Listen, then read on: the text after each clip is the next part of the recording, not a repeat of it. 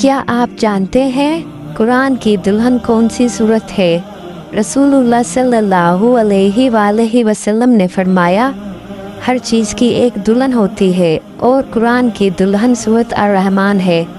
سورۃ الرحمن ہمیں اللہ کی نعمتوں کی یاد دہانی کراتی ہے۔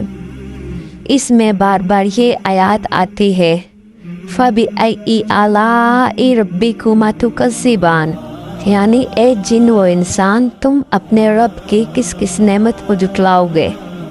ایک حدیث میں آتا ہے کہ جب نبی کریم صلی اللہ علیہ وآلہ وسلم نے جنات کو یہ صورت سنائی تو وہ ہر بار جواب دیتے تھے، اے ہمارے رب، ہم تیری کسی نعمت کو نہیں جھٹلاتے، تمام تعریفیں تیرے لیے ہیں۔